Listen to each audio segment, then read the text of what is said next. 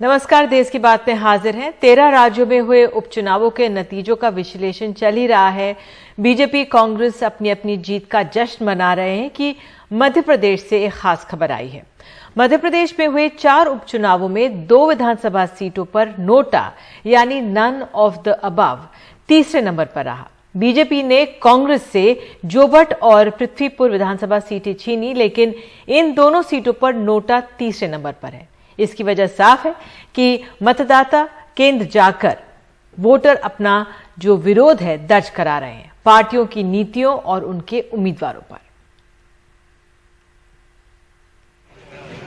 अनुसूचित जनजाति के लिए सुरक्षित जोबट सीट पर बीजेपी की सुलोचना रावत ने कांग्रेस के महेश पटेल को 6104 वोटों से हराया। इस सीट पर 5603 मतदाताओं ने नोटा को चुना। पृथ्वीपुर में बीजेपी के शिशुपाल यादव ने कांग्रेस के उम्मीदवार को 15641 वोटों से हराया। यहां भी नोटा 1741 मतों के साथ तीसरे नंबर पर रहा। रैगांव में 1436 मतदाताओं ने नोटा को चुना, तो वहीं खंडवा लोकसभा में 13627 लोगों ने नोटा को वोट दिया। सवाल ये है कि इन सीटों पर नोटा की तरफ बढ़ता वोटर का रुझान क्या संकेत दे रहा है? क्या ये सत्ताधारी पार्टी के साथ विपक्ष के लिए ज्यादा खतरे की घंटी बजा रहा है? हर चुनाव का परिणाम एक शिक्षा देता है, एक समीक्षा का मौका देता है। चुनाव का जो मध्य प्रदेश का रिजल्ट रहा, ये बताता है कि मध्य प्रदेश की जनता भारतीय जनता पार्टी से थक चुकी है। पर नोटा में वोट गया, मैं मानता हूँ ये अपने आप में एक चिंता का विषय कांग्रेस पार्टी के लिए भी है। हम पूरे मामले की समीक्षा करके जनता की भावना के अनुरूप पार्टी को ढालने की कोशिश करेंगे। मुझे लगता है इसमें जन जागरण की जरूरत है और हर व्यक्ति को चाहिए कि वो राजनीतिक प्रतिनिधित्व सौंपने के मामले में अपने विचार को बहुत स्पष्ट रखे। ये गफलत वाली स्थिति मुझे नहीं लगता ठीक है, परंतु ये अधिकार दिया गया है, चुनाव प्रक्रिया का ये अंग है, इसलिए हम उस पर बहुत टिप्पणी नहीं कर सकते। पर हम इस पर यह भी निर्णय नहीं दे सकते कि नोटा पे जिन्होंने मोहर लगाई है वो किसके खिलाफ है, वो सरकार के खिलाफ है या विपक्ष के खिलाफ है, ये एक प्रश्न चिन्ह है। वैसे 3-1 की इस जीत से शिवराज सिंह चौहान और युवा प्रदेश अध्यक्ष वीडी शर्मा का कद और मजबूत हुआ है। दीपावली से पहले उन्हें जश्न मनाने का मौका मिला है। मध्य प्रदेश उपचुनाव के नतीजों और नोटा को मिले वोटों ने एक बार फिर साबित किया है कि मध्य प्रदेश की राजनीति में कांग्रेस और बीजेपी के अलावा किसी तीसरे दल को जगह बना पाना बहुत मुश्किल है और इसके लिए उन्हें कड़ी मशक्कत करनी पड़ेगी। भोपाल से कैमरा पर्सन रिजवान खान के साथ अनुराग द्वारी, एनडीटीवी इंडिया। और इस समय एक अहम खबर आ रही है। भारतीय टीके कोवैक्सीन को WHO की मंजूरी मिल गई है। कई दौर की बैठकों के बाद ये मुहर लगी है। आपको याद होगा किस तरह से कोवैक्सीन लिए हुए भारतीयों को कई देशों में एक तरह से मनाही कर दी गई थी, उसको इतनी मान्यता नहीं दी गई थी और उस पर सवाल उठे थे। लेकिन अब कहा जा रहा है कि ये मान्यता मिल गई है। आपको बता दें, जो हमारे स्वास्थ्य मंत्री हैं उनकी तरफ से भी एक ट्वीट आ गया है। केंद्रीय स्वास्थ्य मंत्री मनसुख मंडाविया ने ट्वीट करा है और उन्होंने ट्वीट करके लिखा है कि ये समर्थ नेतृत्व की निशानी है, ये मोदी जी के संकल्प की कहानी है, ये देशवासियों के विश्वास की जुबानी है, ये आत्मनिर्भर भारत की दिवाली है। मेड इन इंडिया कोवैक्सीन को मंजूरी देने के लिए WHO का शुक्रिया। तो हमारे स्वास्थ्य मंत्री ने भी ये ट्वीट कर ये खबर को एक तरह से मुहर लगा दी है। और अब बात त्योहारों की कर लेते हैं। आज छोटी दीपावली के मौके पर बाजारों में रौनक दिख रही है। पिछले साल कोरोना की वजह से बाजार सूने पड़े थे, लेकिन इस साल खासी भीड़ दिख रही है। लेकिन विशेषज्ञों का कहना है कि सावधानी बरतने की जरूरत रहेगी, क्योंकि हाल में हुए सेरो सर्वे के अनुसार हर 100 में से 97 शख्स में एंटीबॉडी मिली है, जो बताता है कि या तो संक्रमण हुआ या वैक्सीन ली गई। बहरहाल दिल्ली के मुख्यमंत्री अरविंद केजरीवाल ने सावधानी बरतने की सलाह दी है, नहीं तो कोरोना फिर से लौट सकता है।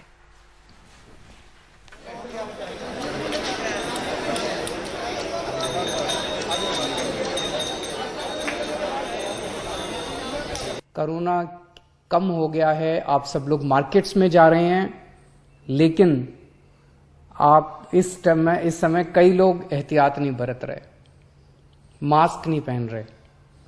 मैंने देखा है कई सारी पिक्चर्स आ रही हैं चारों तरफ से, मार्केट्स की भी पिक्चर्स आ रही हैं कि आप लोग एहतियात नहीं बरत रहे। मेरी आप सबसे हाथ जोड़ के विनती है, पिछले साल यही टाइम था, त्योहारों का टाइम था, जब कोरोना बहुत तेजी से बढ़ गया क्योंकि हमने लापरवाही की थी। अब लापरवाही मत कीजिए।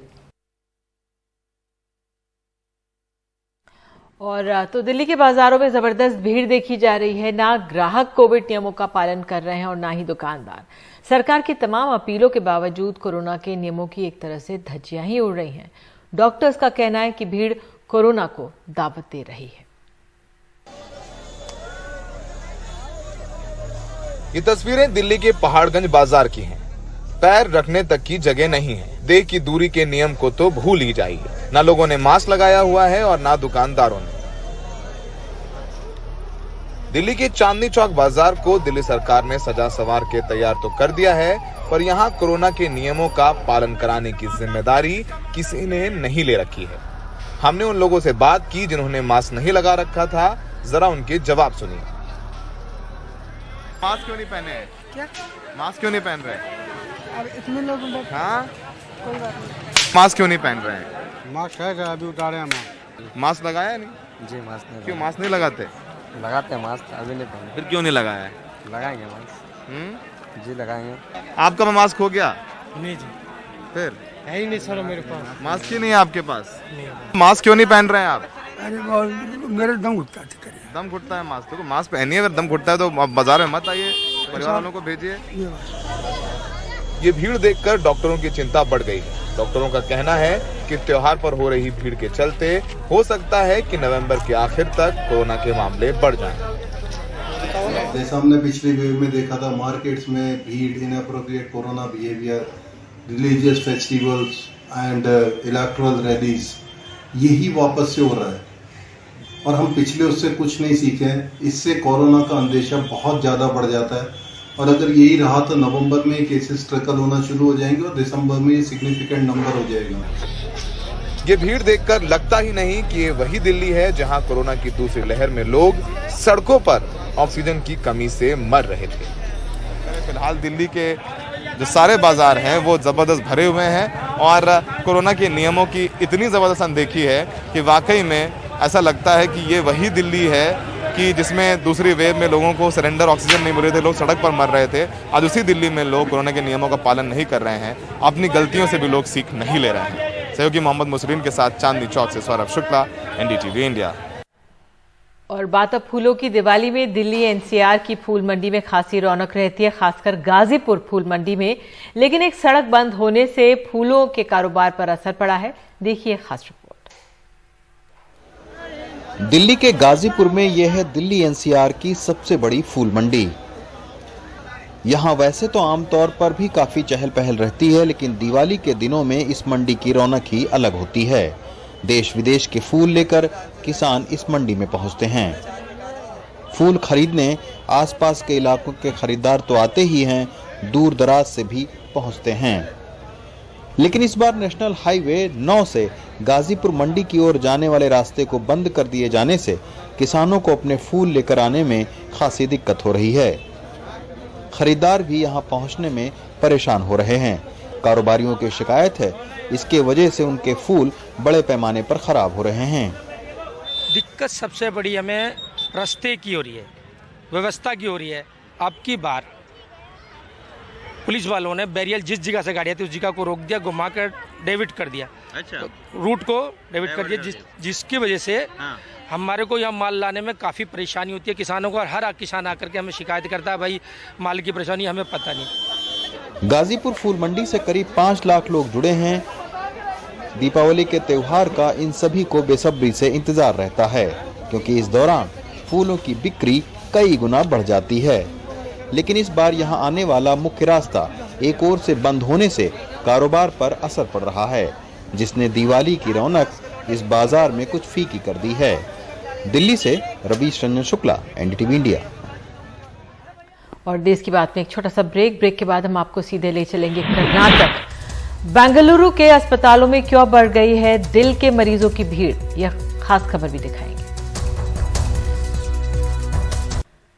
कन्नड़ फिल्मों के सुपरस्टार पुनीत राजकुमार की अचानक मौत के बाद बेंगलुरु के हृदय रोग अस्पतालों में भीड़ उमड़ पड़ी है। डॉक्टर्स मरीजों को समझा रहे हैं और परेशान हो चुके हैं, लेकिन कोई ये बात समझने को तैयार नहीं। उधर जिम के बारे में भी काफ़ी अफवाहें फैली हैं, क्योंकि जिम से निकलते ही पुनीत को दिल का दौरा पड़ा था और अब राज्य सरकार जिम के लिए दिशा निर्देश तैयार कर रही है। पुनीत राजकुमार ने जैसे ही जिम में व्यायाम पूरा किया, उन्हें दिल का दौरा पड़ा और फिर उनकी मौत हो गई। पुनीत राजकुमार के निधन से लोग काफी डर गए हैं, खासकर युवा। वो बड़ी तादाद में अस्पतालों का रुख कर रहे हैं हार्ट की जांच के लिए। 46 साल के नारायण 180 किलोमीटर का सफर तय कर हासन से बेंगलुरु पहुंचे। सीने में कभी कभी दर्द हो जाता है, इसकी जांच की। मैं थोड़ा दर्द था, इसके लिए मैं चेकअप करने के लिए आया था। तो अचानक क्यों आया? दर्द अगर है तो फिर चेकअप क्यों चाहिए? हार्ट का ही चेकअप क्यों करवा रहे हैं? हार्ट का चेकअप परसों थोड़ा मैं पुनीत राजकुमार मर गया ना, इसके थोड़ा मैं चिंता किया, थोड़ा ऐसा दर्द। दिल की बीमारियों का इलाज करने वाले अस्पतालों में हर जगह कुछ ऐसी ही भीड़ है। लोग घबराए हुए हैं। अस्पताल की व्यवस्था पर अचानक बोझ बढ़ गया है। नर्स, डॉक्टर्स और दूसरे स्टाफ सभी थक गए हैं। हर दिन 1500 से 1800 मरीजों को देखना थकाने वाला काम है। बस इतना ही समझाना चाहता हूँ कि हार्ट अटैक महामारी नहीं है और ये फैलती नहीं है। Heart disease or heart attack is not a pandemic or not an endemic. अस्पतालों में भीड़ है तो जिम को लेकर नौजवानों में डर समा गया है और असर साफ दिख रहा है, क्योंकि पुनीत को दिल का दौरा जिम के बाद पड़ा था। Even if you have a cardiac problem, heart problem होने पर भी डॉक्टर तेज चलने, व्यायाम की सलाह देते हैं ताकि मोबिलिटी बढ़े। व्यायाम से इससे मदद ही मिलती है, खतरा नहीं बढ़ता। If you do a low moderate training program for every individual, it will become a easier program.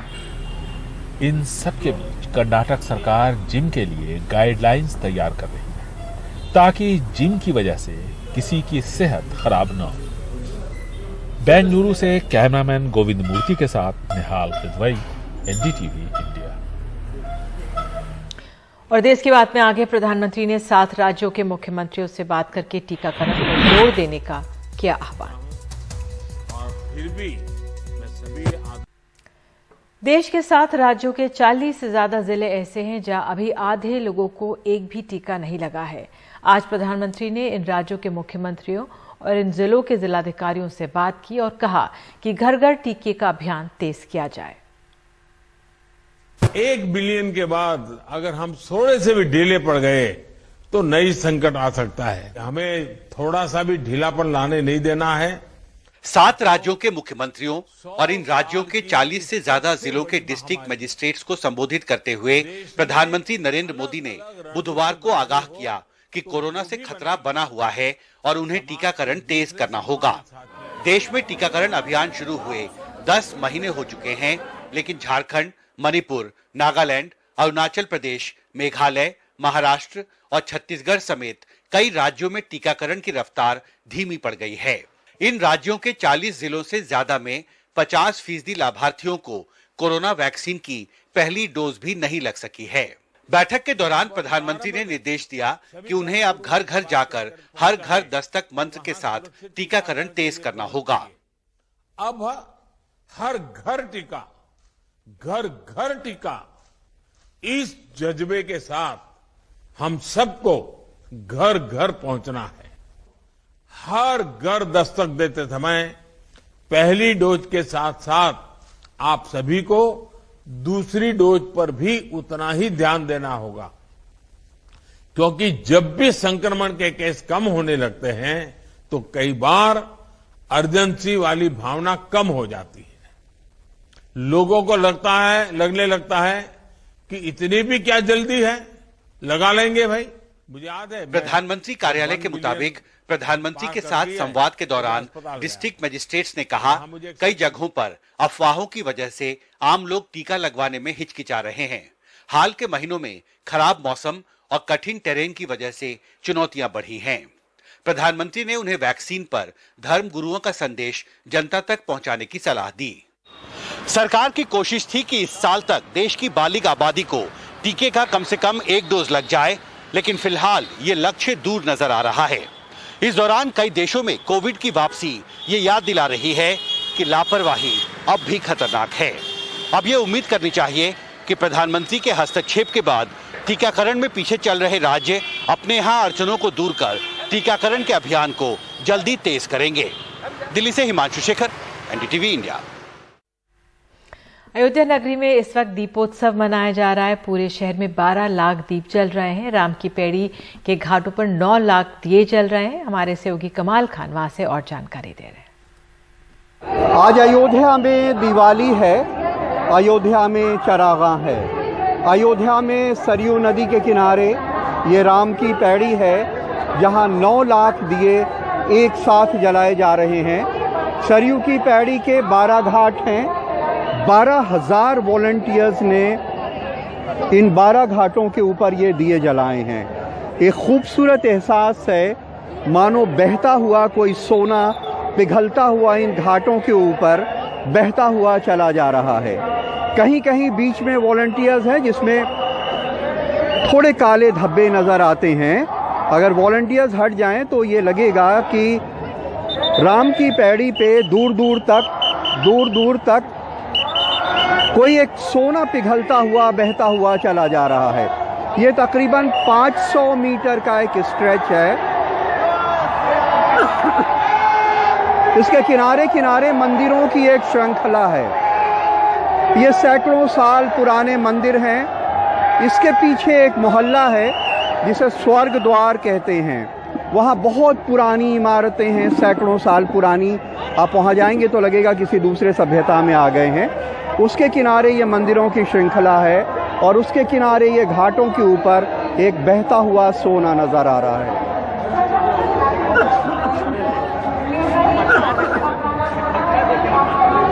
बेइंतहा खूबसूरत नज़ारा है जिसको देखने के लिए अयोध्या के लोग और शायद बाहर के लोग भी पूरे साल इंतज़ार करते हैं। सरयू के उस पार सरयू की आरती का इंतज़ाम है। ये जो मंदिर हैं इनके ऊपर रोशनियां होती हैं, लेज़र लाइट डाली जाती है, उसका भी आज के दिन एक शो होता है। लेकिन ये जो दिए हैं ये बेइंतहा खूबसूरत नज़ारा है। आइए हम सब मिलके ये दुआ करें कि ये दिए जो शहर को रोशन कर रहे हैं, जो घाटों को रोशन कर रहे हैं, जो देश को रोशन कर रहे हैं, वो हम सब के दिलों को भी रोशन करें, वो हम सब के जहन को भी रोशन करें और जो राम राज्य की एक सोच थी उसका कुछ अंश ज़रूर हमारे अंदर भी आए। अयोध्या में आलोक पांडे, राजेश गुप्ता और प्रमोद श्रीवास्तव के साथ कमाल खान, एनडीटीवी इंडिया। बहुत बहुत धन्यवाद कमाल, ये तमाम जानकारी के लिए। और वाकई में आप सभी को दीपावली के अवसर पर अनेकों शुभकामनाएं। नमस्कार।